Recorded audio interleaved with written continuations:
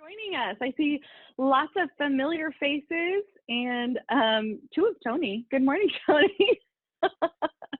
And some new faces as well. Thank you guys so much for being here with us.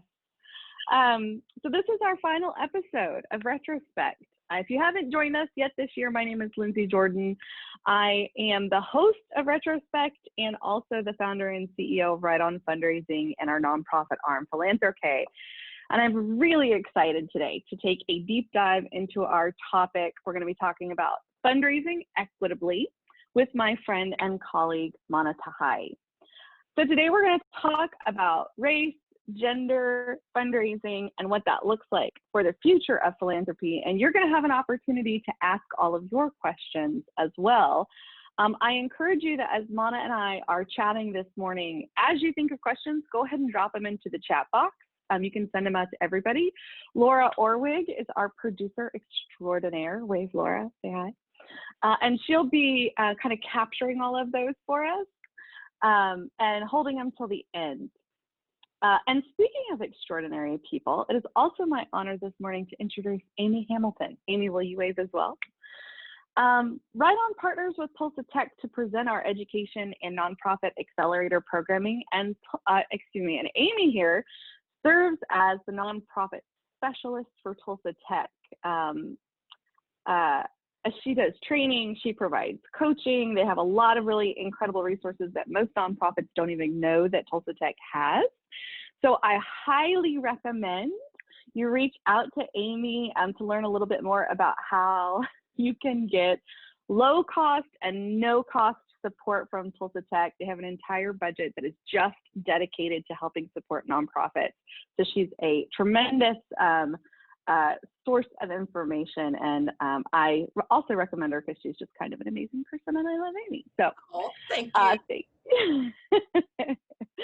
One last shameless plug before we get started. I know we have a couple more people kind of filtering in, but if you're not familiar with Write On and who we are, we provide fresh fundraising solutions for high impact nonprofits, and we do so through grant writing, annual fund design, and capital campaigns.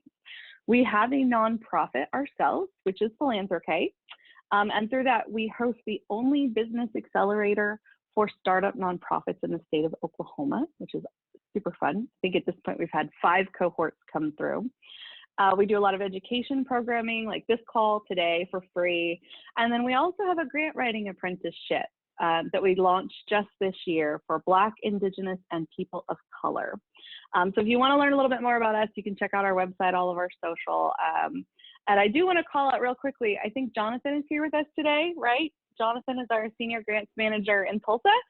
And then also we have Tony McGee with us today. Tony has not officially started. She starts on Monday.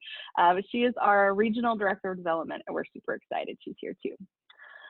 All right, so let's dive into some good stuff. So I have to tell you, I am really excited about our conversation today and our speaker. And I'm really excited for those of you who have not met Mana before to introduce you to Mana Tahaie. So Mana Tahaie is an experienced consultant in inclusion, equity, and social justice who helps progressive social impact organizations and foundations advance their missions through strategy development, coaching, equity training, facilitation, event planning, and other services. I love the other services because I think we've tapped into Mana for other services pretty frequently. Mana is an unapologetic advocate for justice with almost 2 decades of experience for social change in the deep red state. She specializes in race, gender, immigration, and LGBTQ+ issues with a focus on intersections.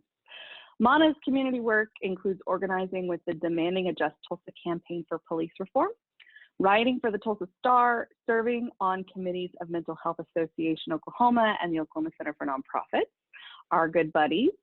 And she also serves as a poll worker.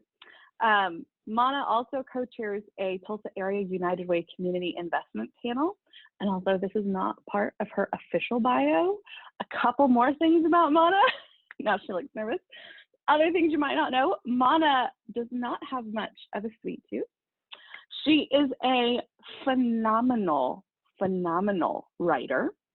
And when we worked together at YWCA, she gave me the nickname Lindsay Never Say Die, Go Bull, because I'm a little precocious, and Mana's a little precocious, which is probably why we get along so well.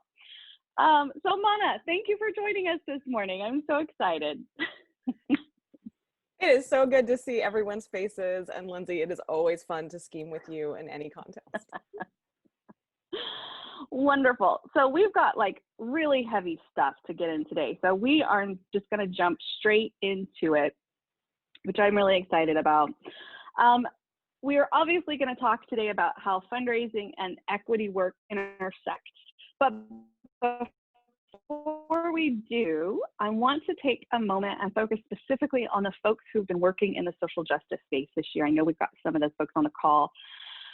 And for many, if you're working in social justice space, you may also be working in a nonprofit space. It's been a tough year for that.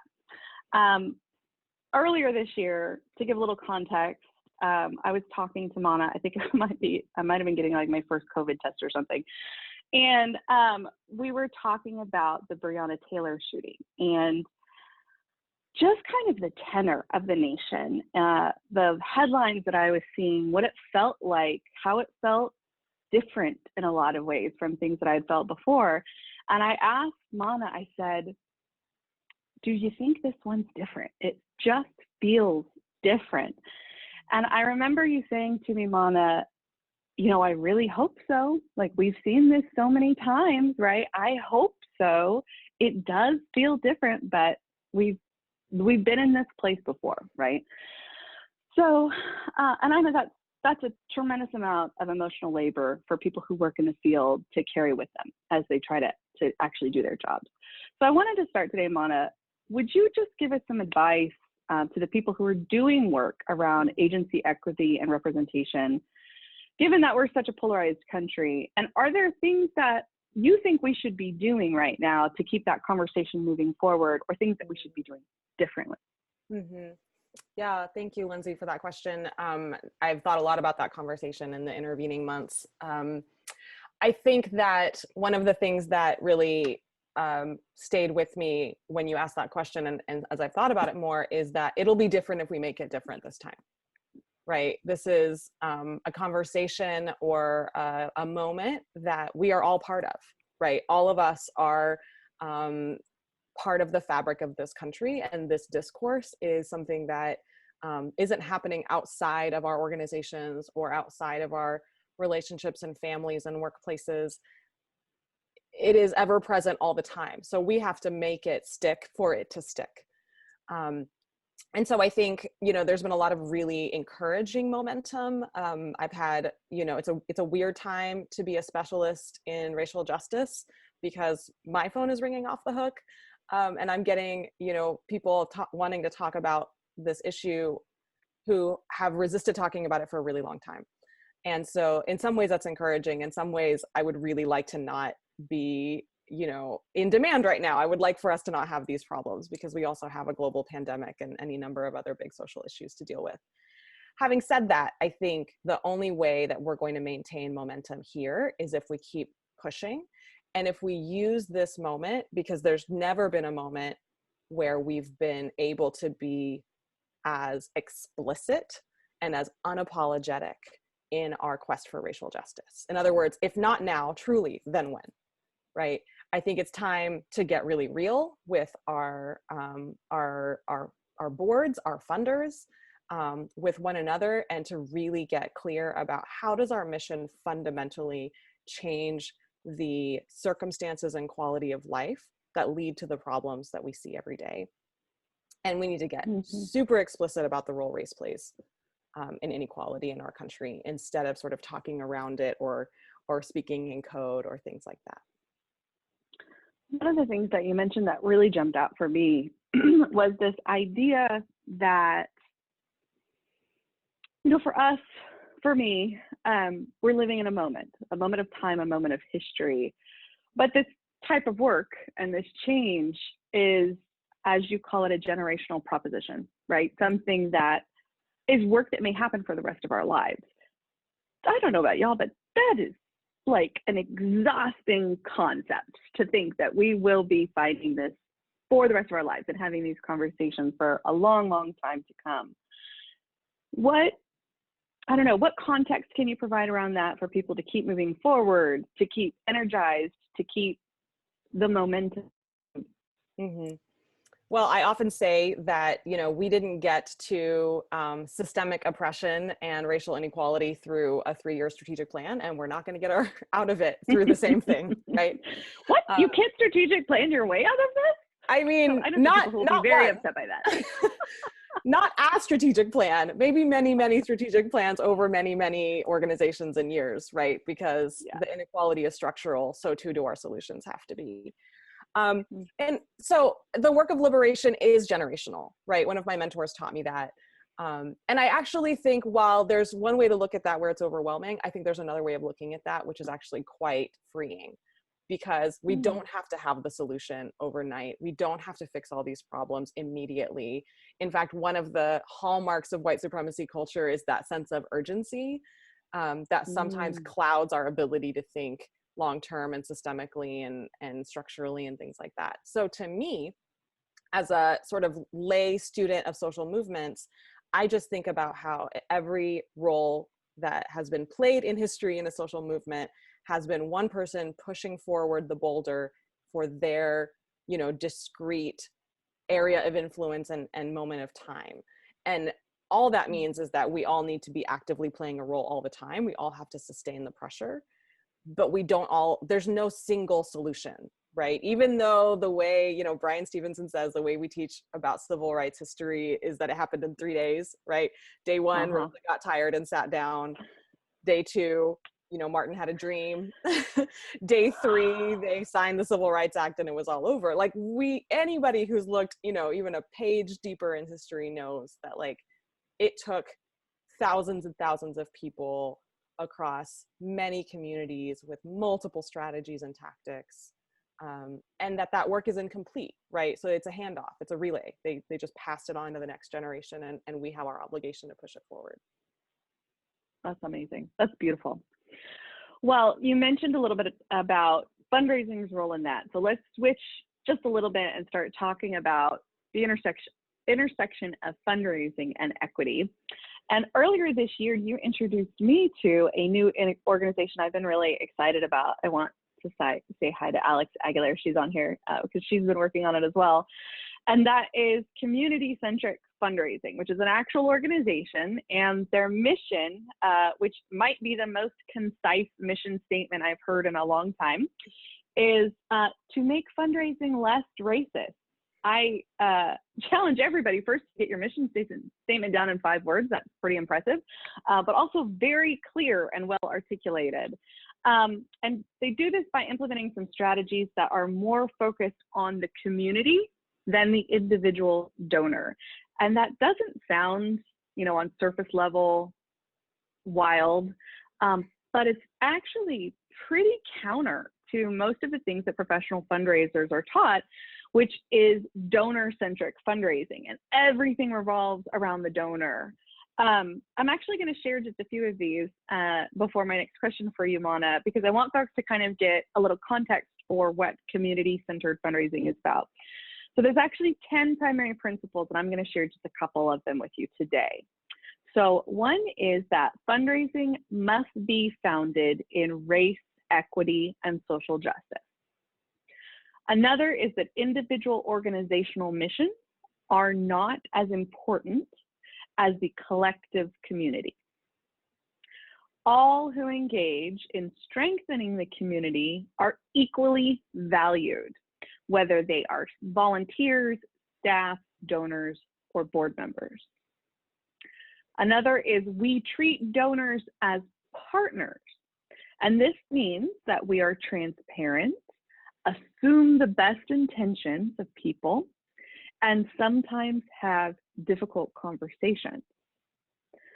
The last one I wanted to share is we promote the understanding that everyone, donors, staff, funders, board members, volunteers, personally benefit from engaging in the work of social justice. It's not just charity and compassion. So Mana, why do you think, on the whole, that these concepts are considered radical in fundraising? So I have to say that everything that I learned about fundraising in the or philanthropy in the context of racial justice started with this foundational text, "The revolution will not be funded." And so a brief plug, we'll talk about it at the end a little bit more, but I am going to host a study group of that text next year. So if you're interested in learning more about it, there'll be an opportunity to express that interest in a moment. But one of the things I learned through that anthology that was led by Insight Women of Color Against Violence is the history of philanthropy as a tax shelter that was designed to keep the wealthy elite in power and to maintain the status quo. So essentially, we're talking about a system that was never designed to create social change. And so, of course, it's radical to attempt to use that system in transformational ways, right? The charity model tells us some people have and deserve, and some people should be pitied and saved. And that charity model creates these inherent hierarchies. It creates a system of inequality, and it makes our nonprofits, which are technically supposed to serve our constituents, it actually makes us accountable to our donors instead of to the people that we serve. And so that inverted sort of accountability leads to a lot of sort of entrenched inequality because of the power dynamics that are in that system. And so it's super radical to talk about things like race and inequality and social justice, because in order to do that, you have to like shine a light on like, why do donors have money in the first place, right? Where did concentrated and historical wealth come from? And those are conversations that even though in fundraising, we get more comfortable talking about money, we're not talking about money like that. Right? We're not talking about like, where did your wealth come from? How did you benefit from, you know, your systemic privilege and power? And by the way, do you want to use a little bit of that to chip away at a system that benefits you? Right? Of course, those are radical conversations. And of course, that's not something I've ever talked to a donor about. I can say with clarity that conversation has not happened. And what's interesting is that there's an increasing movement among younger, you know, people with wealth to sort of change that, right? So there's a great organization called Resource Generation that is all about sort of using the wealth that millennial, you know, people with means, elites have to really like invert the power structure and lead to social justice. And so I think there's a growing understanding of that, a lot due to the thought work of the scholars, you know, like Andrea Smith and others who are behind Insight. But I think it's radical to be able to go to a donor who we are used to deferring to, you know, under every circumstance and sort of excusing because they have resources and we need resources, and say, look, part of what we're trying to do here is actually change the way that our structures in our society works. And that means that people like you and yours are not going to have the same benefits you used to have. Like that's, of course, that's a radical conversation. Yeah, that's a tough one. And I also think it's really hard for a lot of nonprofits to think of their mission in that way. I think a lot of folks get into what they do for a living because, and this is actually something we talk about a lot in our accelerator, is not the what you do, the how you do it. A lot of people get into nonprofit work because of the what, right? It's really easy to articulate programs and to count how many people you serve and what that impact is. But when we get too far down into that detail, it's really easy to lose track of the how you do those things, which is we do this by, you know, tackling systemic racism. We do this by creating more literacy or all of the 36,000 feet up things. And one of the things that I find really interesting from this frame is that one of the things that you hear most often, it's probably the second most common thing that I hear in fundraising. The first is people give to people, and we say it all the time. The second is no money, no mission. And that is core, right? That is built into the fabric of nonprofit culture, no money, no mission. And to me, that really communicates that the power within the organization lies with the donor and not with the organization itself. What are your thoughts on that? Yeah, another thing that the same mentor who taught me about this work being generational, taught me is another sort of principle of white supremacy in organizations is that we want to preserve the institution at the expense of the mission. And there's a sense to me oftentimes that in order to sort of keep ourselves in business, right, that we're willing to compromise on our core values and our morals and our driving mission. And I think sometimes when we say no money, no mission, it's a sort of indirect way of saying we're willing to bend a little or a lot in order to maintain, the infrastructure of our organization. And we mask that in, well, our mission is so important. Well, if your mission's so important, then you shouldn't be willing to compromise on it, right? You shouldn't be willing to use your clients, as like poverty porn to make your donors, feel self-satisfied that they've, charitably contributed to your organization. It wouldn't mean that you would take money from organizations that benefit from exploiting your clients and your constituents in order to on a very small scale, begin to fix some of the exploitation or the impact that it's on them. Right. And that's hard, right? Those are really hard compromises or trade-offs to consider. Because you have to keep people employed and you have people you want to take care of. It's not just your clients, right? You do, and a leadership role, you are, the temptation to compromise is enormous because that you do have such an incredible responsibility to keep your nonprofit open and running and healthy. So yeah, I just want to acknowledge that the things we're talking about are definitely really hard things to do. But what I think, I think what pandemic has really shined a light on so clearly is that sometimes we say, oh, we want to preserve these organizations for our employees, but we're also willing to compromise on the health and safety of our employees in order just to keep the doors open without making similar trade-offs, in other areas of our, organizational well-being. So I think it kind of, puts paid to a little bit of that.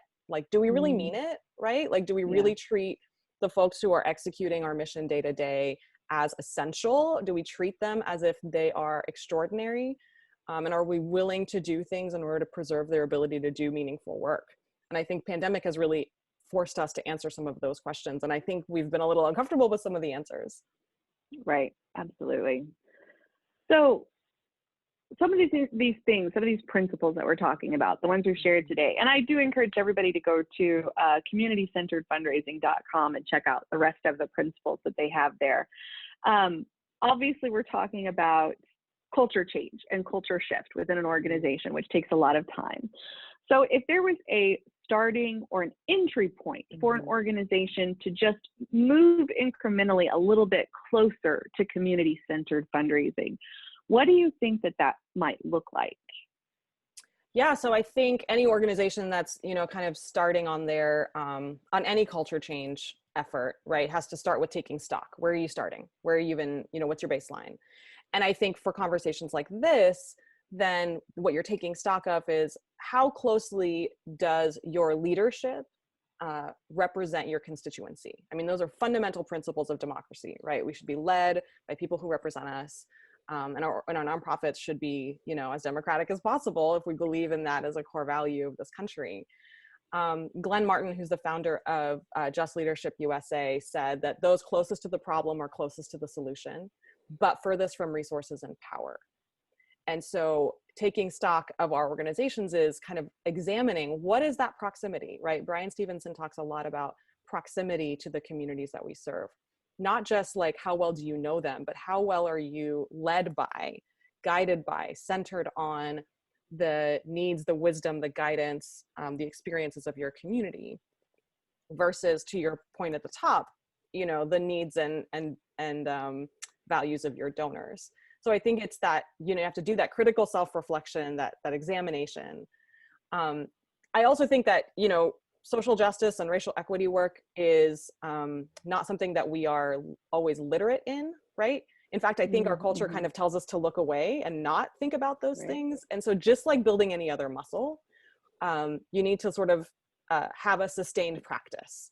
And so, I always recommend people when they're building a new skill set to sort of try, for a short period of time, like a kickstart, you know, and so there's things like the 21-day racial equity challenge that Eddie Moore created that can kickstart efforts. There's really great resources right now, like the Anti-Racism Daily newsletter that hits your mailbox every single day, and that just keeps that analysis sharp and keeps it top of mind, because it's so easy to look away, right?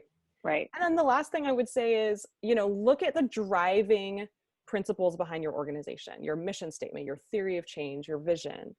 How well does it actually articulate the root causes of the inequalities that you're addressing? Can that be made more explicit? Can you speak explicitly about race and how racial oppression and white supremacy have led to the problems you're trying to solve? And then how close are you getting in your day-to-day to actually addressing those things versus counting beans and, you know, putting Band-Aids on and addressing symptoms and things like that?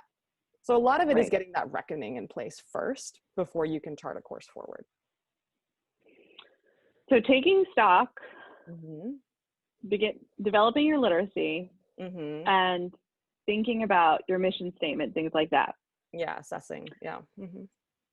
None of that is actual fundraising. I just want to point that out to everybody else, not to you. I know you know that. Yeah. It's absolutely critical in moving toward being able to fundraise equitably. So now we have another intersection here between, because a lot of people tend to think of fundraising as this siloed activity that, oh, we hired someone to do that. We don't have to worry about that anymore. When if you look at fundraising through an equity lens, you can see how it really does take an entire community of people to bring that culture to the organization and to serve through that context. And one of the things it reminds me of is a challenge when I worked for the Alzheimer's Association. This was always something that everybody was trying to wrap their mind around, myself included. So this was years ago, and it was when the organization was working, and it may still be working to try to figure this out, where there was programmatic service, direct service happening on the ground for families who were dealing with Alzheimer's disease and for people who were living with Alzheimer's disease. And there was also this conversation happening at the same time about how money needs to be directed towards research so that you're not just taking care of these families, you are actively trying to deal with the root of the problem, right? And eliminate Alzheimer's disease so future generations do not have to deal with the same thing. And to me, and I could be completely wrong, Mana, so I know you'll call me out if I am, trying to figure out, this obviously doesn't feel like a light switch, right? You can't go from this culture, this fundraising culture that we have, the donor-centric fundraising culture to community-centric fundraising culture. There has to be this like time frame in which you are actively doing both. And that to me feels a lot like what this organization was trying to do at the same time, which was serve the people who were actually needed being served because they had an immediate need, and investing in something that would eventually eliminate the root of the problem. Wow, is that a challenging space to live in, to do two things, two huge jobs at one time? Are there parallels that you see in fundraising and equity work to kind of living in this, I'm going to call it purgatory, which is probably not the right term, but trying to be in two places at once as you move towards something new? Yeah, so I don't think it's a binary. I don't necessarily think it's moving from one polarity to the other, right? I think, you know, it's a both and. It's all, to me, it's always all of the above. It's always multiple tactics. Because there's no one right way, because you're right. If the work is generational, how are we supporting this generation? And so I totally agree. You have to be like sort of playing three-dimensional chess and working on multiple levels. I don't know as much about Alzheimer's, but I can give a parallel example in sort of in the disability space that I think kind of helps highlight where some of the how part shows up, right? And I think about that in the autism community, right? So there is a movement in the sort of anti-ableism, you know, sort of diversity right or disability rights space around listening to people who are actually autistic, right? Hashtag actually autistic. And the reason for that is that for so long, autism was treated as if it was a problem to solve, right? That like it was a flaw that needed to be fixed, rather than a neurodivergence that is just a simple fact of, the amazing like diversity of how our brains work. And the leading sort of movement around fixing root causes, right, that sort of generational work, was focused on fixing autism, which is a deeply ableist orientation that we're starting to understand as being like super problematic, right? And then you have the sort of direct service side of that is like, teaching, and I'm putting all this in quotes because I think all this is deeply ableist and problematic, but like teaching autism people to be like functioning, right? All of this is very, I think, violent language. But the point is that like the only thing that needs to be fixed is a world in which being neurodivergent is considered a problem. And and the only disability there is that people who are neurodivergent have been disabled by society, not by their brains, right? Not by how their cognitive function works. And so I think the only way we can get to that analysis and understanding about what the root cause is by being community centered, by actually listening to people who are closest, to the pain, to use Representative, oh my gosh, what is her name? Ayanna Pressley, closest to the plane to be closest to the power, right? So you had organizations like Autism Speaks that were really, banner organizations for a long time and are increasingly being revealed as being deeply problematic because they're not led by autistic people. So I'm just using that as a parallel to say that even as you're operating on both of these levels, where you should be deferring is to the judgment and to the experiences of people who are closest to whatever issue is you're addressing. Or else you might go about it in the wrong way, right? You might have this paternalistic or condescending, way that just reinforces these hierarchies that we're trying to eradicate. That's awesome. Well, I think that we have gone through some really interesting stuff. I know we're starting to get some questions, so I'm going to open it up to the floor, and we're going to start with Alex. There we go, Aguilera. And if you have questions, go ahead and start dropping them in the box. And I also highly encourage everybody, if you have your video turned off, to at this point go ahead and turn it back on, because some of this part of the conversation gets really interactive. And if you have a question or a comment, we'd love to see your face and talk to you as well. All right, so this is our first question, Mana, from Alex.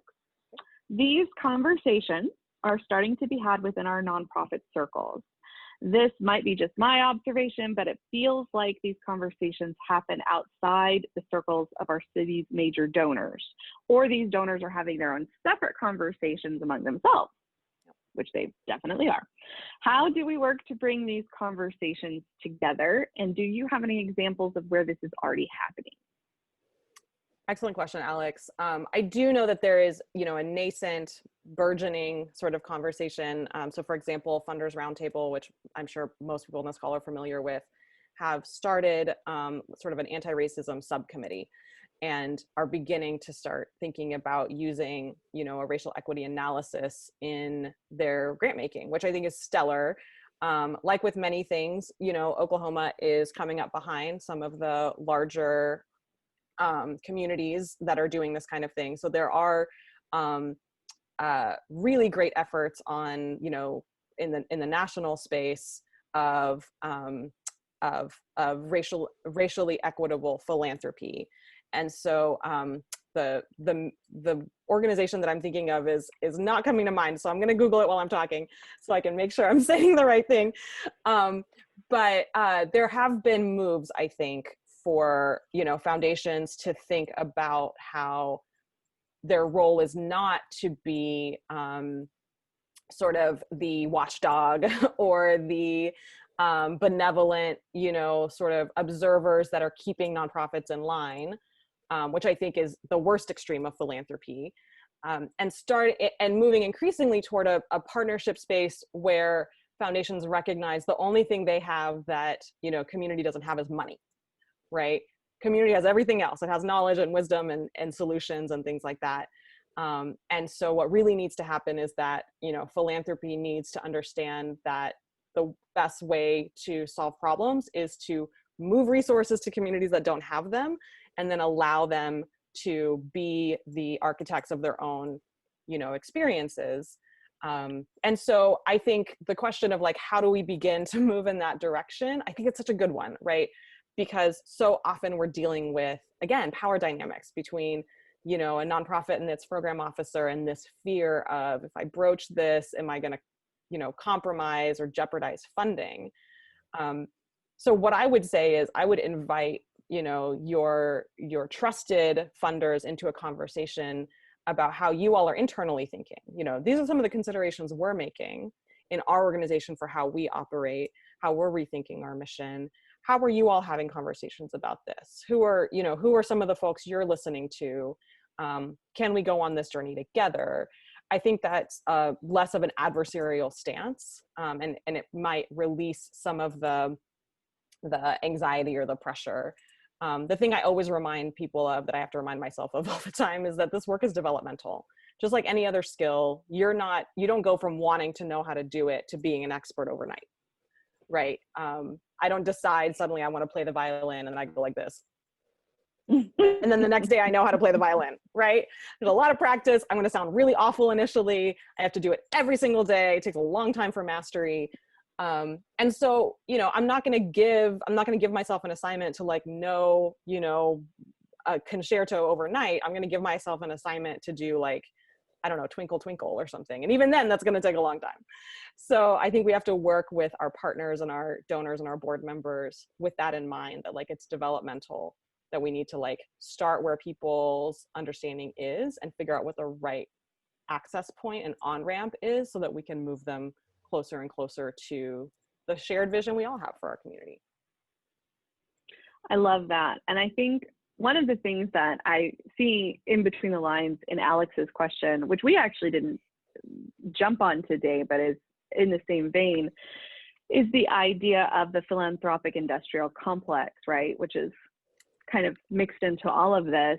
And it reminds me, Mana, of how you have any kind, and I'm going to stumble my way right through this because, as you said, I am not an expert, but in how we have initial conversations about race and gender, right? It happens first within yourself and within a small group. And I think that, you know, you said we need to give people basically a little bit of runway to meet them where they're at. I think that's really important for the donor community, because many of them may just now, for the first time this year, be even thinking about the fact that their wealth may have been created by the systems that they actually give money to try and, you know, put Band-Aids on, right? So Alex, in response to your question, how do you bring these conversations together? Carefully, right? Super carefully, with a lot of grace.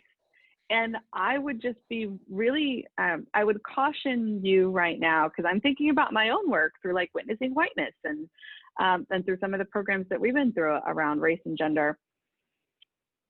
There's so much work that has to be done on an individual level for those conversations to even take place, that I would caution you from assuming that and I know you wouldn't, Alex, that donors and philanthropists are ready to have those conversations, or at the same level, or coming to you from the same, I don't know, spot on the timeline, because they're not, right? They're just like the rest of us. All these conversations just remind me so much of the work that allies do, and how long and how messy and how uncomfortable it is for a long time, until you get to a space where you feel like you can actually talk about something without making a fool of yourself. Okay, wonderful. What other questions do we have this morning for Mana? We have a lot of folks on here, and some who I think this is your first call. So jump on in. You can chat us your message, or you can take yourself off of mute at this point and ask your questions as well. Otherwise, I'm just going to keep sharing stories. I have a question. Just as far as a community of people, because I'm fairly new to the nonprofit world, but at the same time, I'm looking for a community to have more conversation and be well versed. But where is that community to talk about the racial inequity and things like that?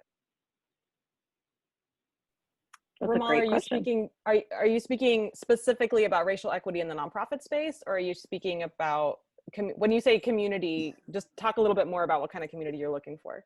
Yes, in the nonprofit space for sure. But I mean, in the same vein of where you guys are having the conversation and knowing where the successful organizations or the organizations that are, have the right perspective on serving the community. And I just want to be around the people that are doing the right thing and having the right conversations.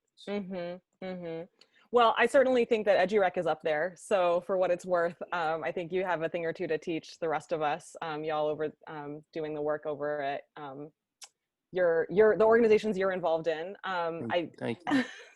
Of course, we have a mutual friend, Ramal, and Dr. Tiffany Crutcher, and I think she's really doing extraordinary work in elevating some really, really important conversations in this in Tulsa about where the change needs to happen and how we need to sort of not look away and be unapologetic about racism as a driving force behind a lot of our problems.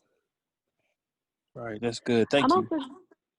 I'm also going to jump in on that one real fast. So one of the things I mentioned earlier, the community-centered fundraising, and I just saw that Cynthia was on the call with us as well.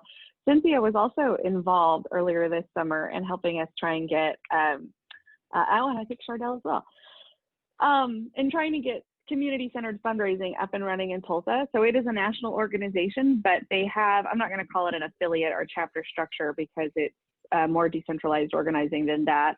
And I know that there was some interest, but honestly, we weren't really sure at that point how to get more people connected into it.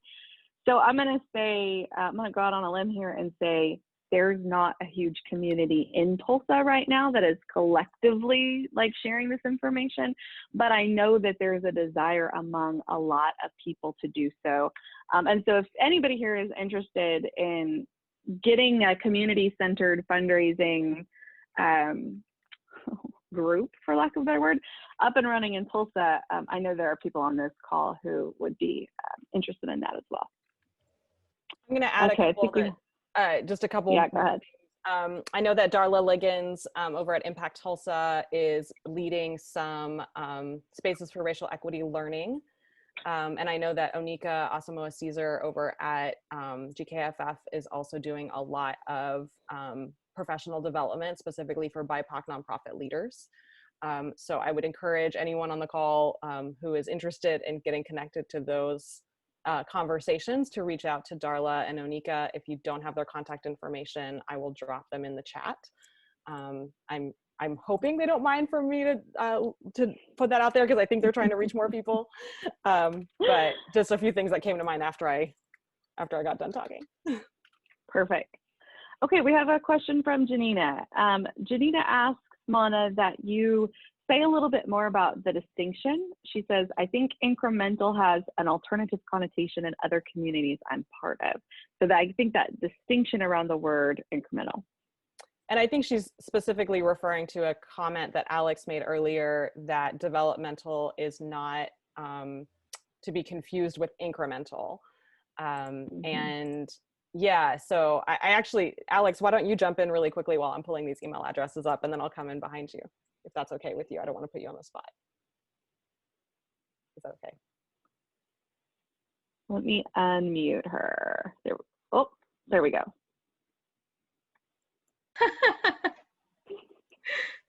Sorry, I think we're trying to mute and unmute at the same time. Yeah, my distinction was just that change can be transformational wherever we are. It doesn't, I think we buy into this myth that change has to be small and has to be incremental and done in like little bits, when change really can be developmental and transformational from wherever we are.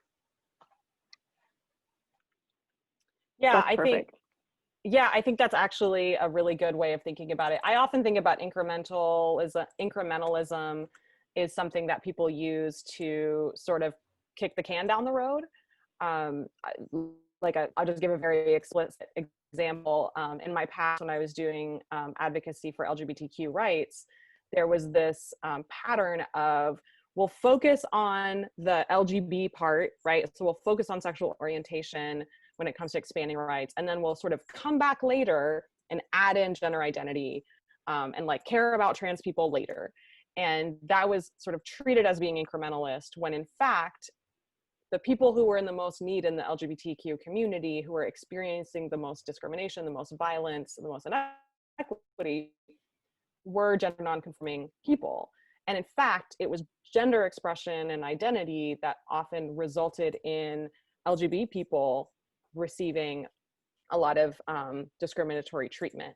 And so not only was it sort of bad strategy because it meant trans people were left behind, but it was bad strategy because the people who were being, allegedly advocated for weren't getting what they needed. So I just think about incrementalism often is, we're going to do the easy thing or the low-hanging fruit. Mm-hmm. And that doesn't mean that we sort of let ourselves off the hook for the big work. When I say developmental, all I mean is that I can't assume that someone who has, just to stay with the same example, someone who has very shallow understanding or maybe even hostility toward LGBTQ people, the best intervention for them is not to drag them to the Pride Parade, right? I'm giving a little bit of a hyperbolic example here, but you all get what I'm saying. That would be ineffective. There would be backfiring, right? It would not be the right intervention.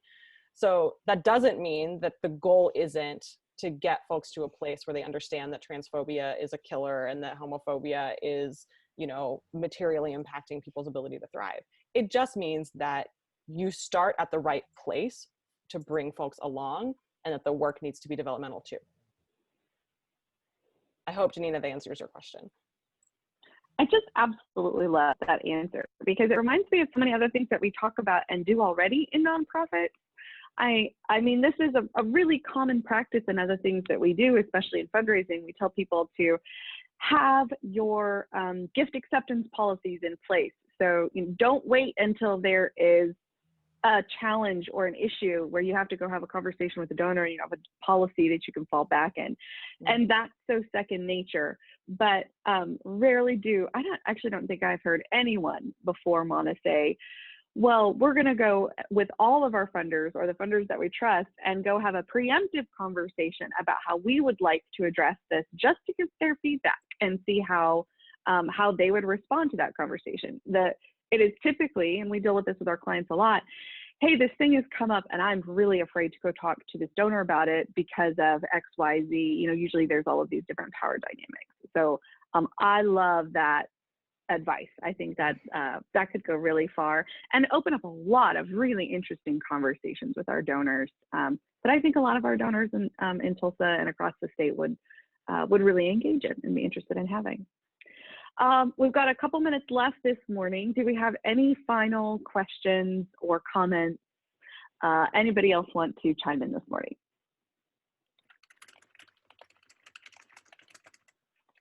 All right, good. Oh, go ahead. Go ahead, Janina.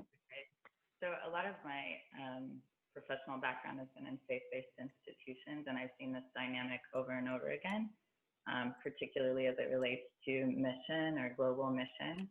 And so one of the patterns I've seen that I'm curious to hear you kind of break down in your own way is how, when we use these outdated models and these racist models, it creates the same patterns of hierarchy and power in the communities that we hope to serve, which then falsely represent the communities that we're serving. So the people of power in those communities then become the oppressor and replicate that.